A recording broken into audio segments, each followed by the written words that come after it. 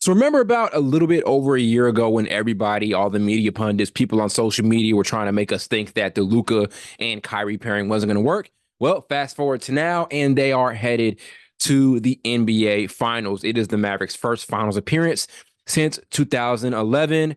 Amazing stuff we saw from those two guys, especially Luka tonight.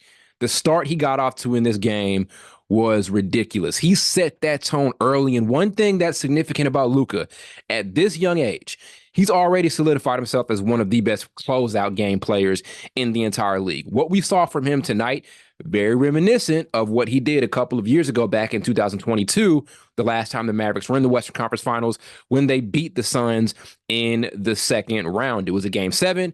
Luka just goes berserk and torches Phoenix that entire game. It doesn't even look close at any point in time. Very similar to tonight against Minnesota. So Luka, right now, this career has understood that when it's time to close the game out, right? When it's time to get things going and move things on, he's going to show up. He's going to rise to the occasion. He was just flat out amazing. Kyrie was amazing too. Those guys were really just trading buckets all game long. It's just so fun watching them play. And I said this a couple of videos ago. The fact that we're seeing this caliber of superstardom on one team and it's working is amazing, because usually with these super teams or with these teams that are built with these at least maybe like 2 superstar level players, they don't always work. Let's go back to Brooklyn back when they had James Harden, Kyrie, and Kevin Durant. Yeah, a lot of it was injuries, but there were also some weird internal things going on. I mentioned it before, the Phoenix Suns this year with Bradley Beal, Devin Booker,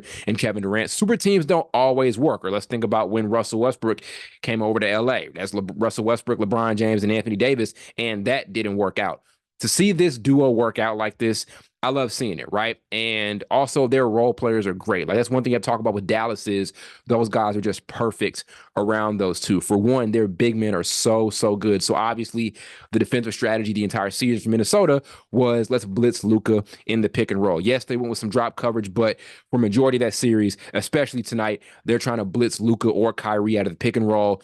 But the big men and Derek Lively and Daniel Gafford were just so good in making those reads out of the short roll and making plays out of the short roll. And I've always said this, your counter to the blitz defense is based off of how great your short roll guys are. And those guys were just amazing. They have some of the best short roll players in the league. It's a really niche thing, but those guys are so good within that role. And they have some of the best corner shooters in the entire league. PJ Washington and Derrick Jones Jr.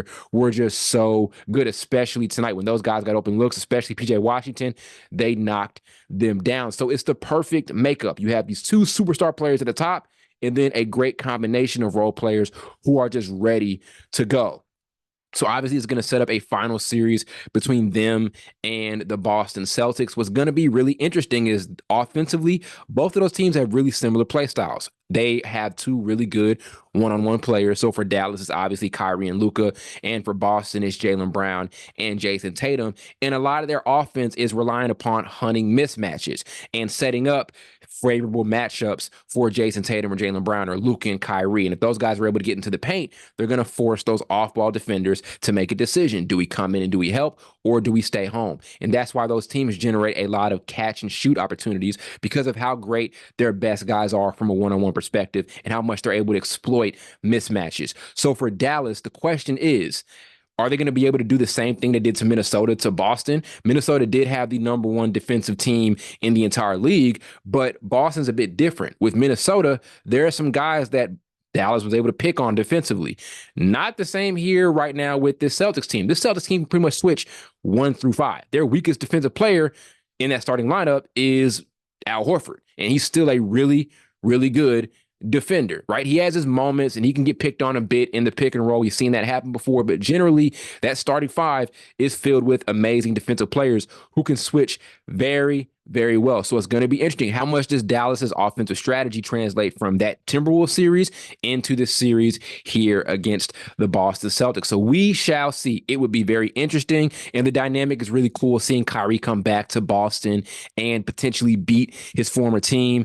And then Kristaps Porzingis battling against the Dallas Mavericks if he plays a healthy amount of that series. So basically what you have is two guys on opposing teams who really didn't end their stints with those former franchises off very well. Obviously, we know things didn't end well for Kyrie with Boston, and same for Kristaps Porzingis in Dallas, right? Him and Luka just didn't fit. Him and the fans really didn't mesh in all of those things. So interesting storyline there. For the Timberwolves, congratulations on a great season. If you're a fan, you're pissed that you guys lost. It was a pretty embarrassing game here. There were some moments where they looked like they were going to come back, but ultimately they had their neck stomped on very, very early. And they had their heart snatched out of them early in this game thanks to a hot start from Luka. But still, really good season in hindsight. They really showed that they are a franchise that is capable of winning a championship for years to come.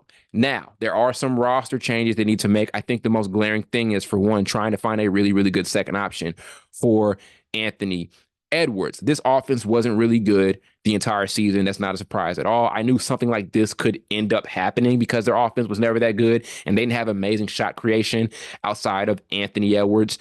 They tried to make it Karl-Anthony Towns, but I never believed Karl-Anthony Towns was a viable second option for a championship level team. Not only is he kind of iffy offensively with his decision making and his shot selection, but defensively he can tend to foul out of games. So it's tough to rely on a guy who's going to foul out a ton on the offensive end. And then Rudy Gobert just doesn't bring anything to the table offensively either. He's like your third most important player, and offensively, he's more of a liability than anything. He's not catching the ball. He's not finishing well around the basket. There are opportunities for him to have and ones that he's just not finishing, and he's getting to the free throw line with 2 attempts, and he's going 1 for 2 from the line. So I think a lot of Minnesota's improvements are going to start with how they approach this front court, right? What do they do with Rudy Gobert and Karl-Anthony Towns in the offseason? The theory of them two together works, but those guys just don't play well within their roles at all. So what do they do there? But I think the biggest thing is finding the best second option for Anthony Edwards, and that may revolve around moving one of those two guys. Those are two big contracts,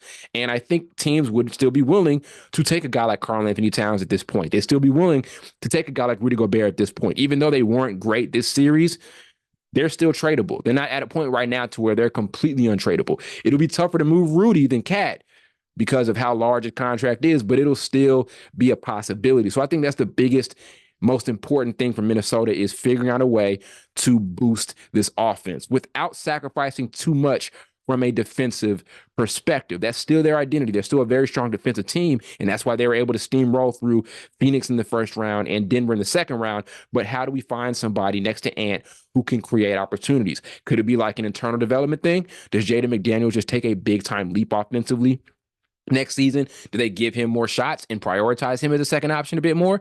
Does Naz Reid maybe move to the starting lineup and they readjust some things there? Who knows? There are a million possibilities and opportunities, but that offense just has to get better. But in hindsight, amazing season. Ant has solidified himself as their franchise player. Even in this game, he was amazing in the third quarter in an attempt to bring this team back to win it. But a lot of work to do for this Wolves front office. But keep your heads high. Y'all had a really good season. Y'all were productive, and you guys proved a lot.